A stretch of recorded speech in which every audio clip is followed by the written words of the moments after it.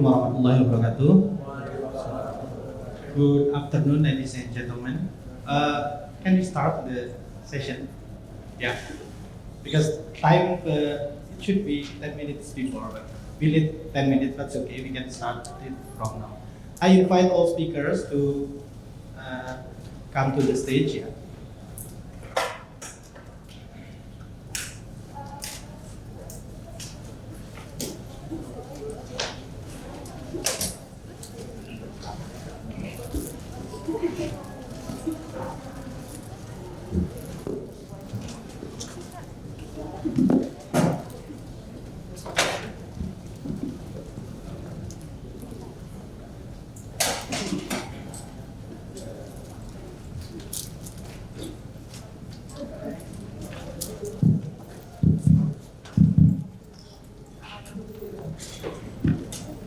Begin ya tempatnya ya.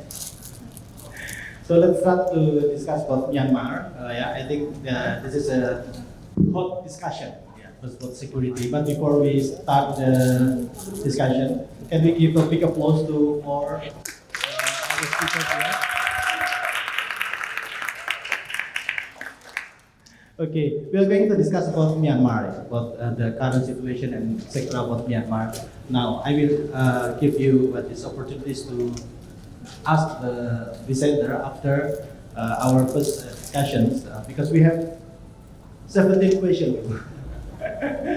All speakers here. Maybe I can start from.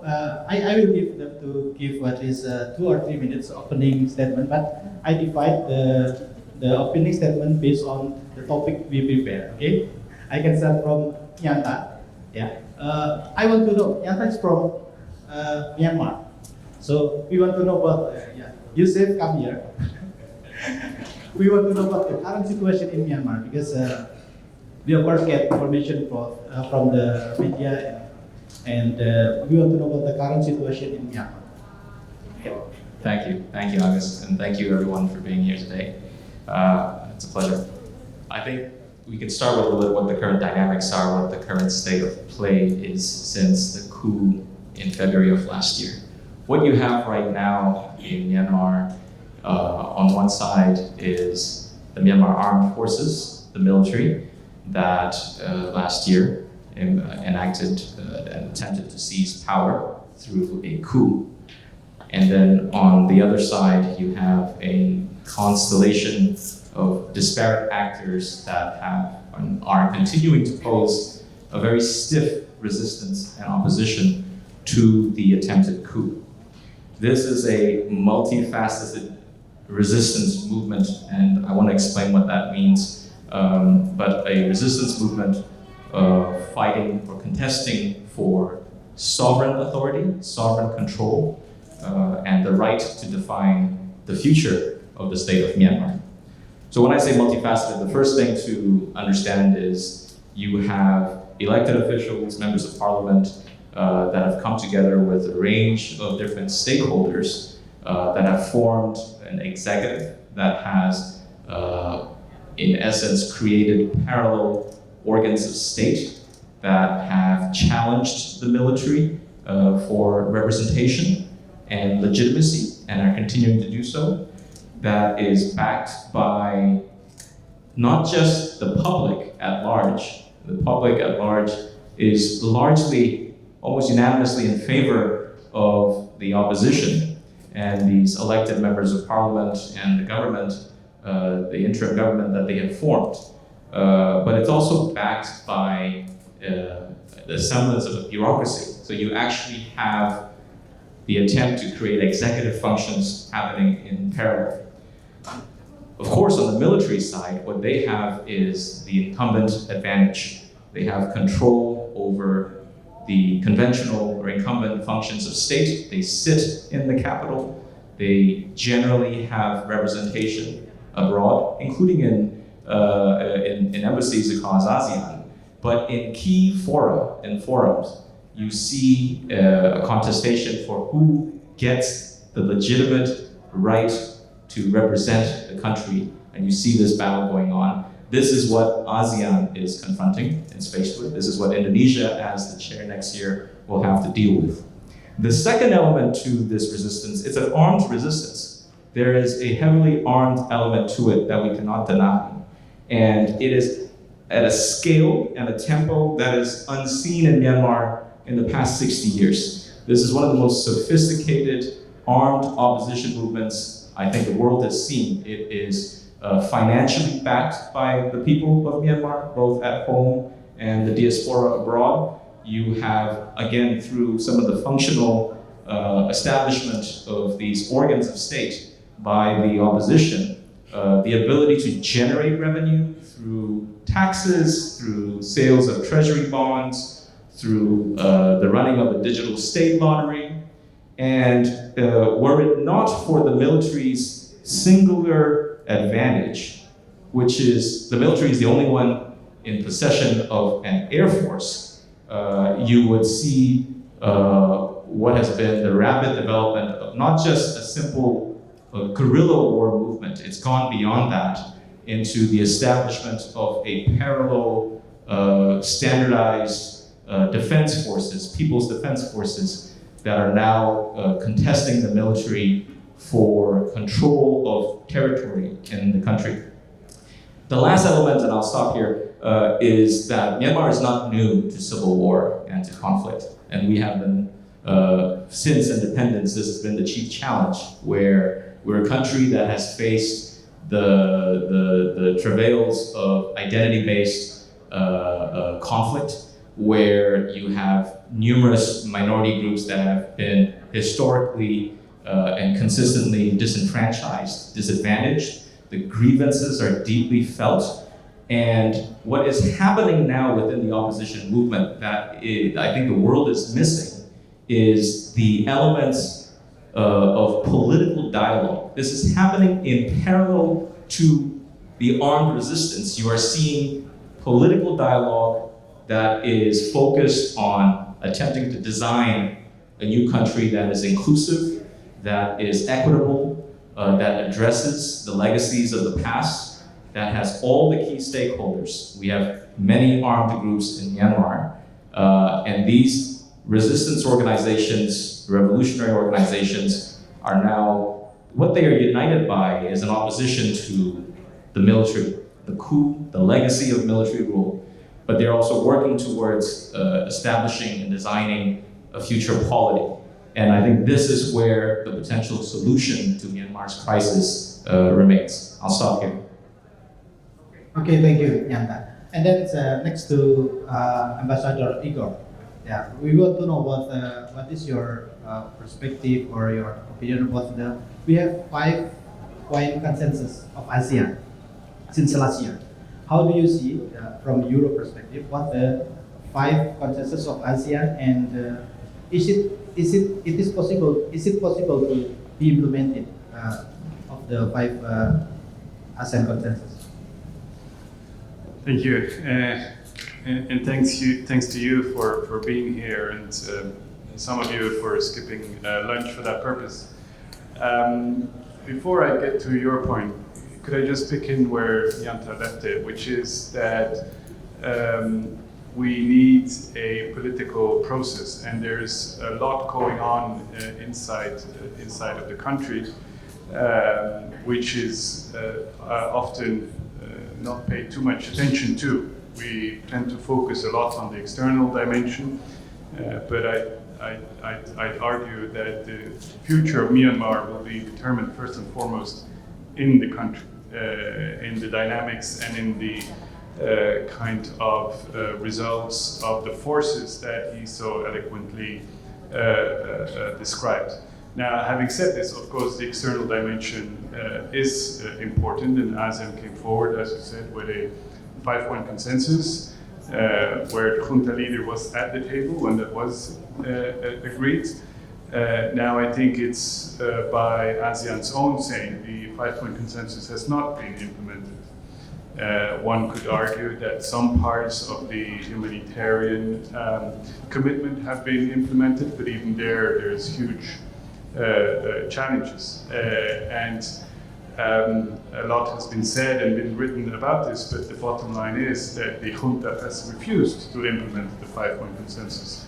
They have not stopped enacting violence. They have not been genuine in wishing a political dialogue. They have not wished for the ASEAN Special Envoy to engage with the legitimate leaders of the country, etc. So that is the main challenge for the 5-point consensus, which, of course, also which the current chair had to deal with Cambodia, but which will also be the challenge for the next one, Indonesia. Let me stop here. Okay, thank you. And then after the what is 5-point consensus, I want to ask Debbie about the situation democracy in Myanmar. Now Aung San Suu Kyi is in charge, in charge. What is your opinion? Is the position of Indonesia or ASEAN or maybe Singapore and Malaysia, the position you can give your opinion about how should Indonesia or ASEAN respond? Thanks for the question. I think firstly, while Aung San Suu Kyi is in detention along with the president of the country, so she's the state councillor and the president of the country has also been detained. In fact, the leaders of the government that was elected are in detention and facing multiple charges. You know, Myanmar is a Buddhist country and they have believe in rebirth. So we joke that the dictator, General Min Aung Hlaing, wants to make sure that Aung San Suu Kyi and the president and other leaders have to go to jail in their next life, not only this life. So, but one of the things that we need to recognize is that many members of parliament who were elected in November 2020, who were supposed to enter the parliament on 1st of February 2021, when the coup happened, when the coup started, they have formed a national unity government with ethnic resistance organizations that were traditionally excluded from the political life of the country, which is also one of the root cause why Myanmar had war in different parts of the country for 60 years. So when Nyanta is talking about the resistance, the political resistance, this unity is a very important source of reconciliation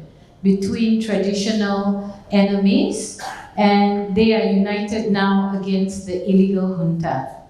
In that dynamic, it's very important that when ASEAN is talking about the 5-point consensus, that they need to engage with the national unity government, which has the highest form of legitimacy in the country at this time, and also the National Unity Consultative Council, which is a very inclusive, multi-ethnic process of policy and legislative development. In this picture, it's so important to recognize the thing that is exciting and amazing and dynamic about this movement is that the voices of young people, like most of the young people here, and including women, are very strong in the movement. And they are demanding that there is not just a restoration of democracy or regime change. They are demanding for a fundamental transformation in the way the country's politics and governance and economic, social, and political structures are organized. They are demanding a nation building instead of getting rid of a junta. So this is very exciting and also very dynamic. And if it works, it can really raise the bar for ASEAN. So now the 5-point consensus, most young people are critical, is that the 5-point consensus did not call for the release of political prisoners. At this time, there are 13,000 political prisoners in overcrowded jails in Myanmar. Most of them are young people. Okay, thank you, Debbie. And then move to Pak Marzuki Darusman. Ya. Pak Marzuki, Indonesia next year we are going to hold chairmanship of ASEAN, and we see from the what is opening this activity today this morning that Ministry of Foreign Affairs said that ASEAN is concern of Indonesia in foreign policy next year. So, what is your opinion about Indonesia and ASEAN related to Myanmar to next year? Thank you, and thank you the organizers for staging this discussion. It's very important. Just to follow on colleagues earlier, the chairmanship of Indonesia, which comes in about another month, has raised expectations, very high expectations. And it would be then the third ASEAN country to address the situation in Myanmar. And therefore, there's a bit of experience in the past two years for Indonesia to go out from. But again, when the Prime Minister of Cambodia handed over the chairmanship to Indonesia, he said that he didn't want to have the headache and wanted to pass it on to Indonesia. Now, it's more than a headache, really. But it's not quite a quagmire. So, I'm encouraging all of us to not to give up on Myanmar, because the prospects are really extraordinary. Over the past 1 year, the so-called junta has not been able to overcome the opposition. 1 whole year. And this is a second coup d'etat. If we go back to the 1988 coup d'etat. And therefore, it would seem that the first coup d'etat did not lead up to a durable solution for democratization. And now we have Indonesia coming in to take up the issue. I think the challenge is to learn from the past experience that it is imperative to lay down the foundation for a durable solution rather than go for a quick fix. And therefore, the chairmanship of Indonesia would perhaps be to lay down those tracks. I agree with the ambassador from EU that there is a need for a political process, a political dialogue. And therefore, going out from the 5-point consensus, the immediate challenge for Indonesia is to perhaps create a level playing field among all the parties to the issue, to the conflict. And that means categorically, and this has been brought out by Nyanta and Debbie, the political fact of the existence of a national unity government. Never has there been such coherence in Myanmar politics of an opposition that can stand up to the 70-year repression of the military. And therefore, it is a matter of time, maybe sooner than later, that a settlement will come around. And therefore, I think Indonesia's challenge, to be fair, will have to be very modest, looking at the experience of the past politics. It took 20 years, from 1988 until Myanmar had a free relatively free elections in 2010. Now, we can't afford to have another 10 years until things are settled. And therefore, it is imperative to strengthen the democratization of Myanmar. And that means pushing for a much more robust role of civil society, to lay down the pluralistic foundation of democracy. And now I think there are hopeful signs for that, because even the junta is now talking about gongos, government organizations, NGOs set up by the government. Fine, let's start with that. That could lead to a much more interactive dialogue between the two sides. And therefore, I think what Indonesia could do is to lay down the foundations for a negotiated settlement without any preconditions. Okay, thank you, Pak Marzuki Darusman. The next, I want to ask more to each presenter here. Nyata, you are the first. your turn. You are living in Myanmar. Is that the question? You are living in Myanmar, right? No, No. not at the moment. What was the question? My question is about the election next year, yeah. Because the agenda of next year in Myanmar, they are going to have an election, and some people optimistic, some people more skeptical about the possibility to have election next year. What do you think, Myan? So I think you have to understand first what the need is, right? And the election may be something. Number one, they're not elections. Let's be clear. We had elections. We had an election in 2020, November. Generally, I think considered by all observers, domestic and foreign, to be free and fair. We've had these results, and this is what has been overturned or disrupted by this coup by the military.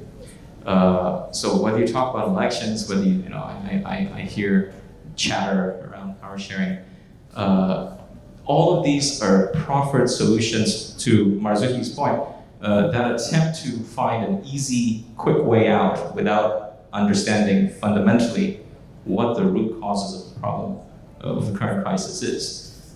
The chief challenge in Myanmar is not just merely this most recent disruption of the country's politics by the military. It's not just this coup. There's something much more entrenched and embedded, right? You have a chronically insecure armed organization that derives its own self-image in sort of the post-independence period of Myanmar, that sees itself as the only institution that holds the country together. And that's a false narrative. But that's a narrative they have cornered themselves with. And the chief problem to that point then is, how do you get an organization to realize it no longer has that centrality? It no longer has that relevance. It is too vulnerable to the whims of its leadership, to irrational decision-making that results in political crises like we've seen for the past year and a half. This is not the first time, and it won't be the last time if the military continues to attempt to define the politics of the country. Now, the question is, in any other context, you go with de facto assumptions of who has power, who has control. And you see an armed force and you think this is very hard to do away with. At some point, there's got to be redress, there's got to be some kind of middle ground.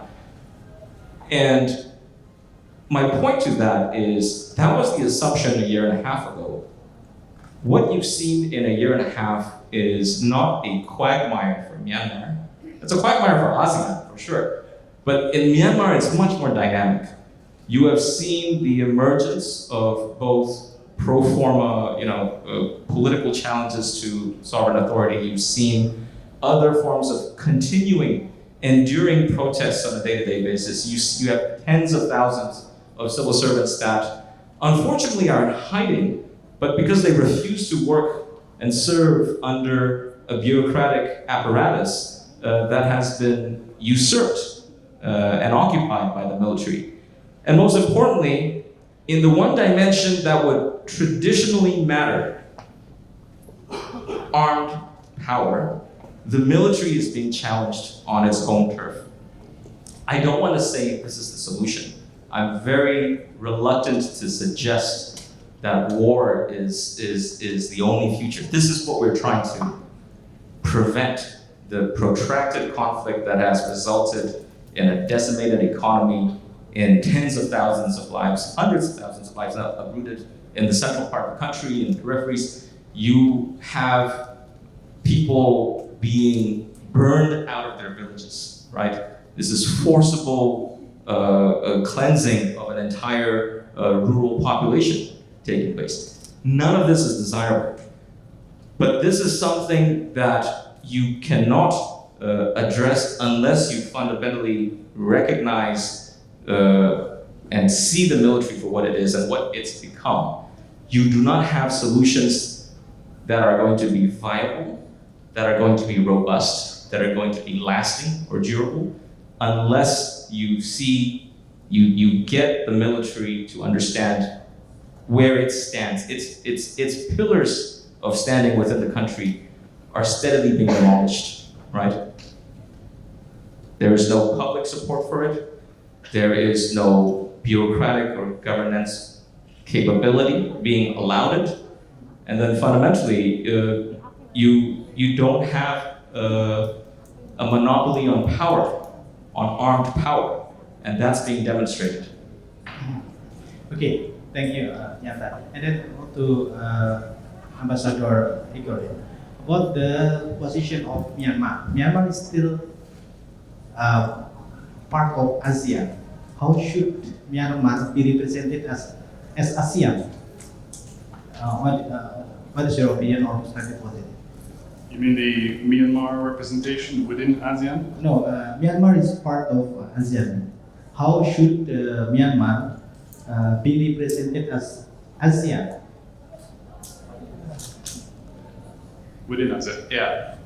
All right. Well, I think we all follow the debate that has been ongoing within ASEAN for the last year and a half or so. They've come to the decision that Myanmar should not have political representatives from the junta in the summits or in the foreign ministers' meetings. You've seen earlier this week that they had also been excluded from the ASEAN Defense Ministers meeting, and there's an ongoing debate about whether or not they should be attending political meetings in other formats on energy, environment, economy, and so on and so forth.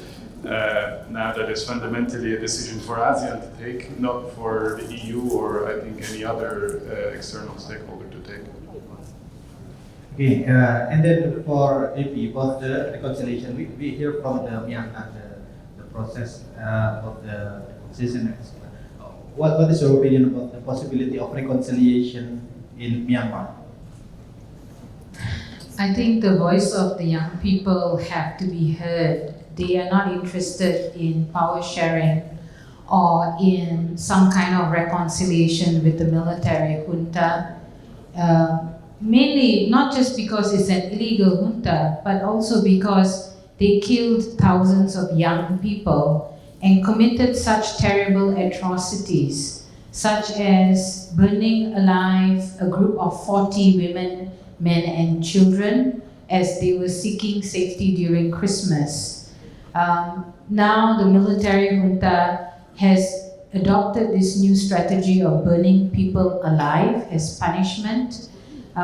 When they go and arrest somebody and they cannot find them, they will arrest the whole family members. So in July, one of the National League for Democracy members of parliament was being hunted down for arrest, and when they couldn't find the member of parliament, they arrested 25 members of their family, including a baby, in order to pressure the person to surrender themselves. So what we are seeing now is a demand that the military, the system of dui fungsi, which was discarded by Indonesia some time ago and which was adopted as part of a power sharing agreement during the transition period, is no longer acceptable to the people. There's too many atrocities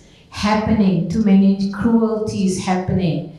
And we have to understand that this is a country which lacked transitional justice, where the constitution drafted by the military allowed for impunity to continue. So the young people and the democracy movement, the communities who have been subjected to airstrikes and artillery attacks, they are not interested in reconciliation. They are interested in a genuine transformation. We have to understand, in 10, 12 years ago, ASEAN, and including European countries and other dialogue partners, pressured Aung San Suu Kyi to enter into a power sharing agreement.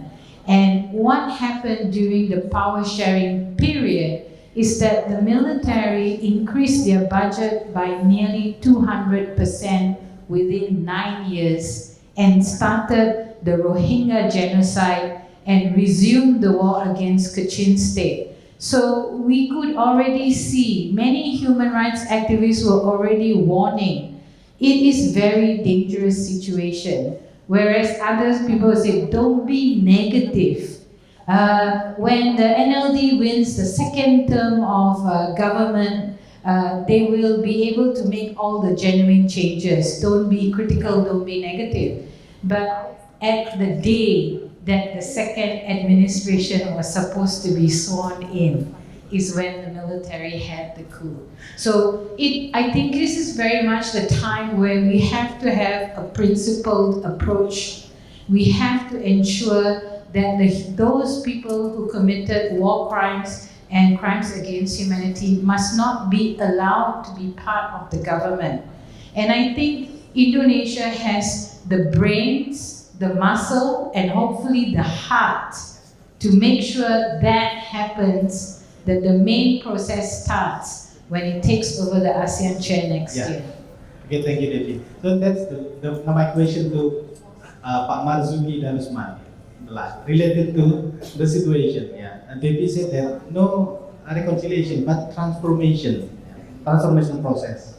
Yeah, you have experience to see Indonesia mediate conflict, try to oversharing, and now Devi said that Indonesia possible to have transformation in Myanmar. What is the best approach to resolve the Myanmar crisis? Yes, well, let's start with this theme that we are seeking a right path forward.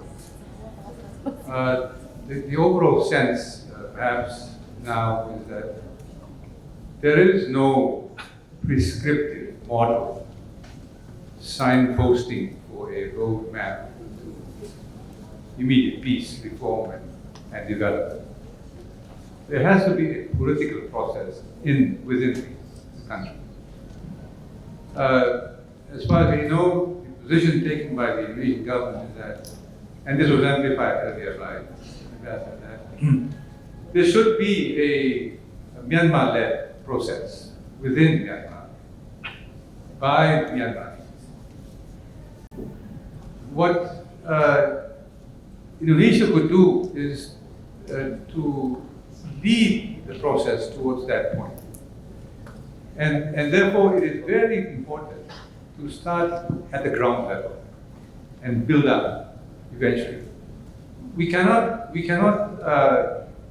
expect a resolution overnight, nor over a year. This is a long process. But Debbie's point that this is a generational revolution by the young people. And you could imagine that also within the armed groups, the Tatmadaw, members of the Tatmadaw will wonder. The whole point of waging a war is to win. But if they cannot win, then the question will arise, what are we doing?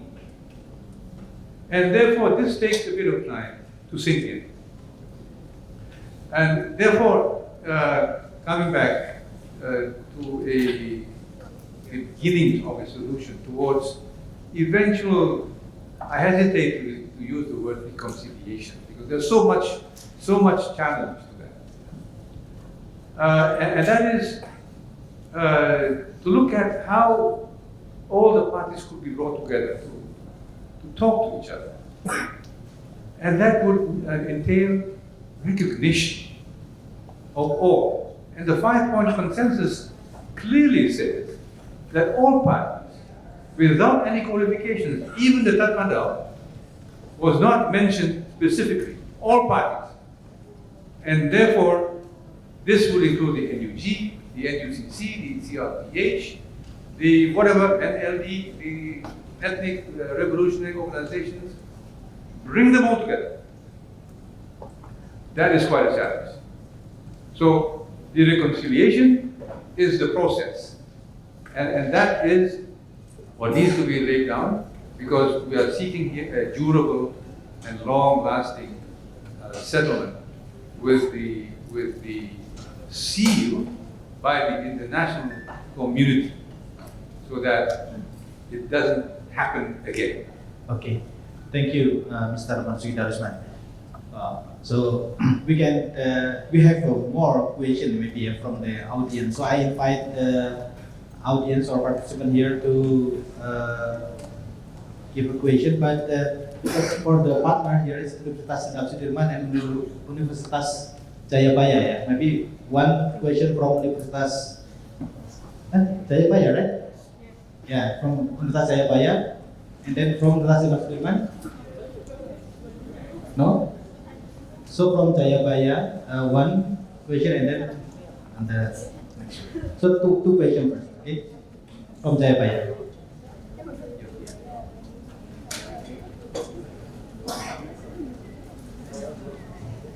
Thank you for the opportunity. Good afternoon. I'm Rita Fajarani from Jayabaya University. I would like to ask a question.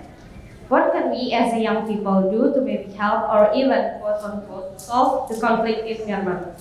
That's my question. What can we as a young people do to help or even quote unquote solve the conflict in Myanmar?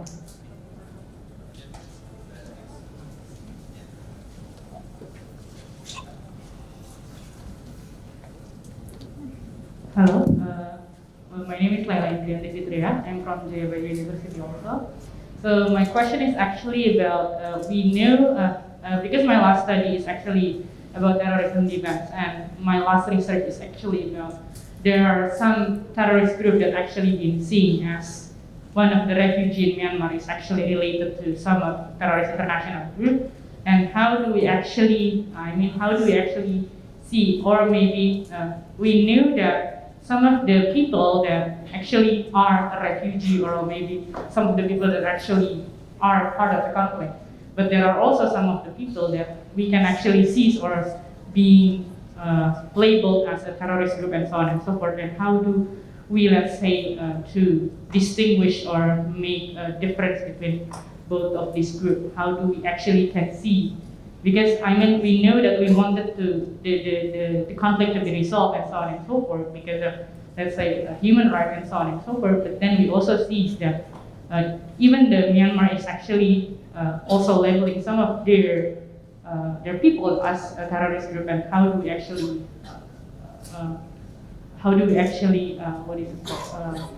resolve this or like make difference between how do we know or determine when it was a terrorist group and when it was not, like civil society. Thank you.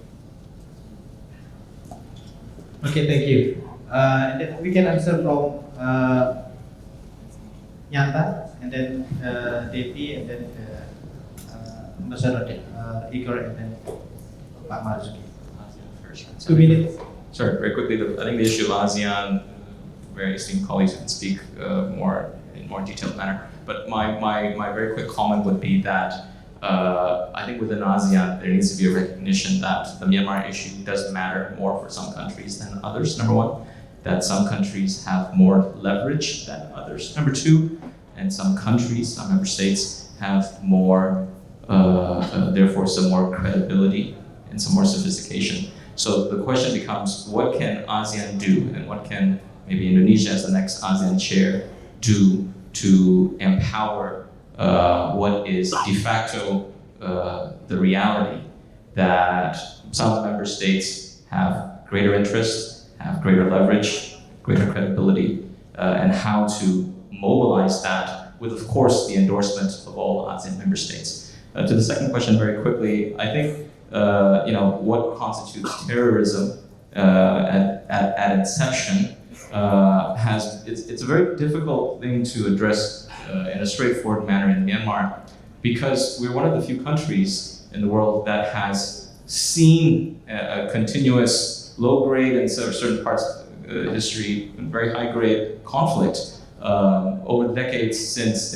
the end of the Second World War, technically since independence. And in the instance right now, but this is not recent even, the Myanmar military has been the most egregious violator, right, of any international norms you can think of. Terrorizing civilian populations, terrorizing bystanders, the violation of human rights, the abuse of, in multiple levels, right? Targeted abuse, weaponization of identity, weaponization of religion, the creation, the building into the governance and administrative structures, systems of very clear discrimination, devaluation of human life. And in that kind of environment, this is a situation where the reality is we have had armed resistance from different groups, all oriented at a common organization. I hesitate to call it the state, because even though the military for the past 60 years has been in control of the state, has been entrenched in the state bureaucracy, in the political economy, this is what is being uprooted by a very modern resistance movement that we see today. And therefore, in the context of what you're asking, it's not so straightforward. What is clear is if you ask anybody in Myanmar who they would consider the terrorists, they have one answer for that. There is a lot of things that young people can do, so thank you for the question.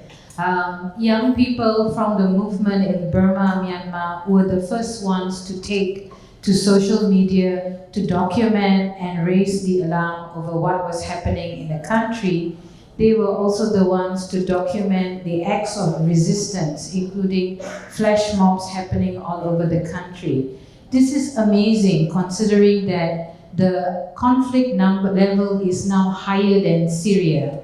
Every month there are 800 armed clashes and attacks on civilians, including airstrikes and artillery attacks targeting schools, hospitals, places of worship, and internally displaced camps. And so this is actually very, very serious.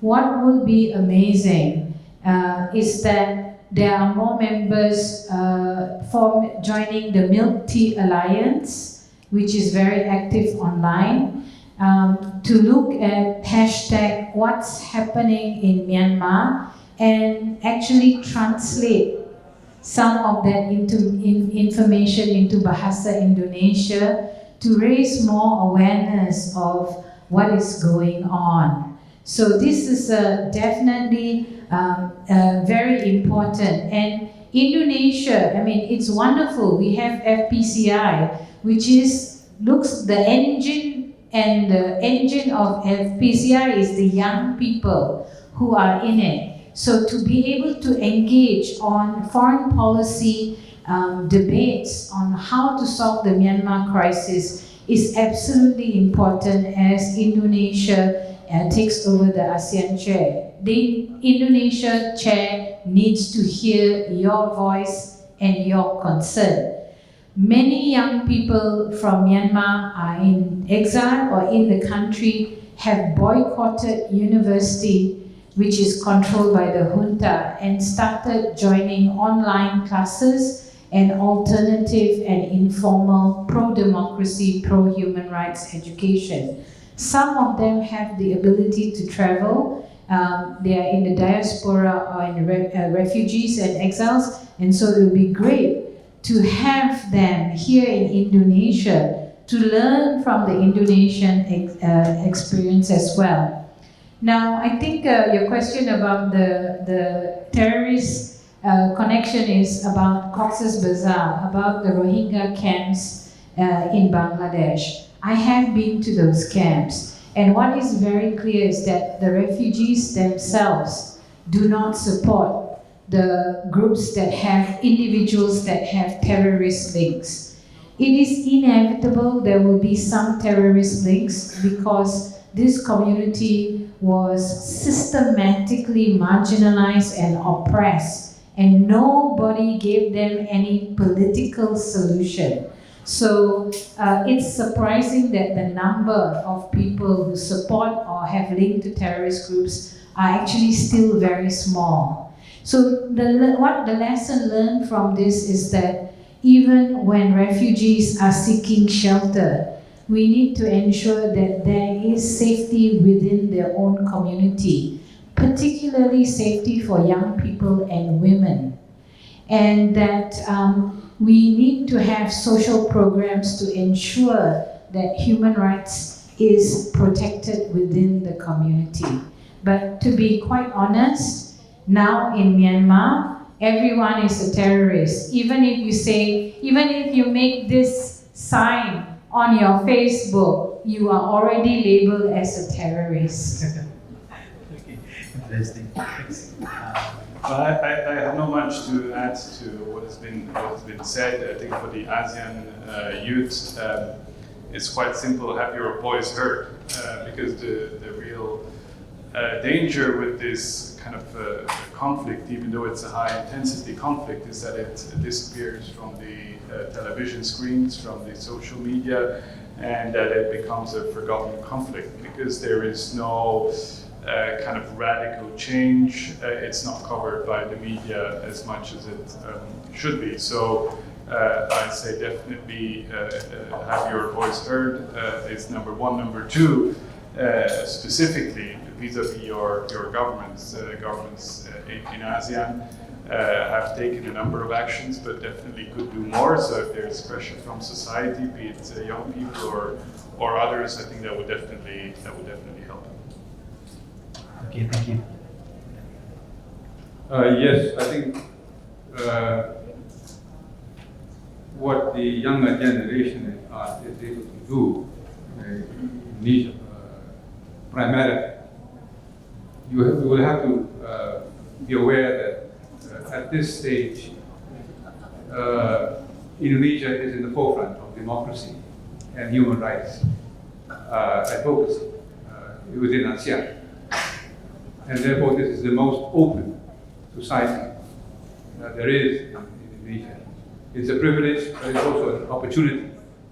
So therefore, it's to be expected from the young generation of Indonesia to be actively engaged in this issue and to raise their hopes for the younger generation in Myanmar, that there is a solidarity across ASEAN.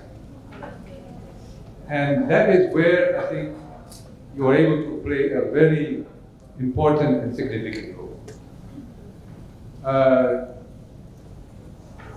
perhaps in the coming year, you may want to start looking at how to activate all kinds of initiatives in not only in Asia but also across the region. Engage our government, the Indonesian government, the ASEAN Secretariat here, to push for a region-wide initiative of civil society and to focus on the issue of Myanmar. Before I forget, what David was saying, if the FPCI were to conduct a polling, please click that Myanmar is the most important issue that the FPCI can address. So that it continues to be spotlighted as it should be, and giving hope to the Myanmar people that they are not forgotten and that the solution is in sight. And therefore, all these talk about terrorism is just talk. Don't get misled with that, because it's a way of attacking the opposition by labeling them as whatever they call them, terrorists, whatever. But there's absolutely no ground for that. I may add that the junta is in fact going further than what Debbie was saying, burning people. They are now decapitating people. And that is the ultimate act of terrorism. Okay, thank you, Pak Marzuki Darusman. It's interesting, yeah. As a young, we have voice. Like we can do small things, like Debbie said, like hashtag, what happened in Myanmar, etc. Okay, we don't have much extra time. We start late 10 minutes, but we finish in the same time. So I invite all speakers to deliver what is the final statement. Yeah, Okay, I'll try to be quick. I think it's important for ASEAN and for Indonesia to consider the opportunity costs of what happens when Myanmar is not addressed by the regional body and by its neighbors. The reality is, in an age of geopolitical competition, what is implicit is the offloading of the responsibility to act onto ASEAN. And ASEAN is not necessarily designed for this. We all understand the limitations of the regional mechanism, and this may be, therefore, the chief challenge to ASEAN's relevance and credibility in being able to address the affairs of a member state. But the opportunity costs I mentioned are high, right? The opportunity cost is that conflict rarely stays contained within a country's borders. It develops linkages, it develops supply chains, it develops its own illicit economy, it develops an outpouring, an exodus of people who are suffering, who are the front face, who are on whose shoulders the consequences of violence fall. And Myanmar has teetered on that edge for 60, 70 years. This may be what potentially pushes it over the edge. And that has tremendous consequences for the region. I think it's also important to be visionary. I think it's important to be optimistic, because what I mentioned, the 2 points, what is at the heart of the problem. First is a need for a radical reconfiguring of reconsideration of the role of the military, of the Myanmar Armed Forces in the country's politics and its political economy. The second is to address this legacy of grievances, of discrimination, of identity-based conflict. And you now have, in the midst of all this tragedy, you have a potential opportunity. You have political dialogue, right? This is something that I think you don't see in ASEAN, but there's political dialogue within all the key actors you discussed, you mentioned, right, that you worry about. It needs to be encouraged, it needs to be enabled, it needs to be facilitated, because that's where you find viable, lasting, just, and inclusive solutions for the country's future, and therefore for ASEAN as a whole. Thank you. Thank you. In order for the illegal junta to start talking seriously about de-escalating conflict and violence and handing over power, we need to, as ASEAN and as Indonesia, need to support the ability for the junta to raise revenue and to get weapons. That's where we need to disempower them to stop committing war crimes and atrocity crimes against the people. Only then will they be willing to talk, number one. Number two, as Pak Marzuki said, there's no quick fix. We need durable solutions. So in working to transform the situation in Myanmar, it also means that ASEAN needs to transform. And perhaps this is the legacy of Indonesia as chair, that we take ASEAN to the next level, because we cannot afford to have these threats to human security, economic stability, and social cohesion in this region. It is not a situation that is staying within the borders of Myanmar. Okay. We are affected now and we need to act. Okay, thank you, Debbie. And then next, Ambassador. All right. Number one, we need to step up our pressure on the junta. I think we have enacted a number of restrictive measures just 2 weeks ago, our last round, and we'd hope that all international actors would follow suit. That includes an arms embargo, which we have on Myanmar, which means that, which covers a number of course, military issues, but also related products. And it's something that everybody should abide by. We see still today weapons delivery by Russia to the junta, which is basically fueling the conflict. Secondly, we haven't talked about it, but humanitarian aid. And humanitarian aid in a way that respects humanitarian principles. So that does not mean you give your aid to the junta and they distribute it, or you give your aid to another actor and they distribute it. No, you follow the basic principles of impartiality and independence. Thirdly, and that's the issue that we have, I think we're very well covered today, we push for a political process that addresses the long-term issues. So I'll stop here. I see the time's up sign going up. Okay, thank you, Ambassador. And then Pak Marzuki, 1 minute. Yes, well, as I mentioned earlier, I think there needs to be a clear understanding of what is going on in Myanmar. Now, Indonesia cannot do it alone. It will have to collaborate with other ASEAN countries to start the process of a political dialogue within the country. Now, it needs to be clear that we need to dispel any myth. In dealing with Myanmar, which is a 30-year problem at the UN, never has there ever been any sign that any part of the nation intends to break away from the union of the nation.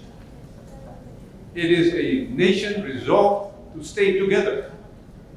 And therefore, the junta, as previously said by ASEAN leaders, is needed to keep the country together is a fallacy, right? One. Secondly, the people are so resilient that once the settlement comes, it will rebound. At this moment, the NUG, the Ethnic Revolutionary Organization, are in charge, effective control of 70% of Myanmar. And therefore, if a armed forces cannot win, it is losing. It is a matter of time. And finally, to be clear, the Tatmadaw is not the Burmese or Myanmarese armed forces. It is a Burma ethnic armed organization, passing as if it is a national armed force. Okay. And therefore, these two myths need to be debunked, and therefore, Indonesia, going ahead, will have to engage the frontline states, Thailand, Malaysia in terms of diaspora, Thailand in terms of what the Americans said, humanitarian assistance into the country. So stay tuned. Let's get on with the job and put this on the agenda of FPCI #1. Thank you. Thank you. Thank you, Bang Marzuki. That's the closing statement from Pak Marzuki. That's the last forum. So please give big applause again to our speakers there. Thank you very much, and see you in the next discussion. I close the session. Assalamualaikum warahmatullahi wabarakatuh.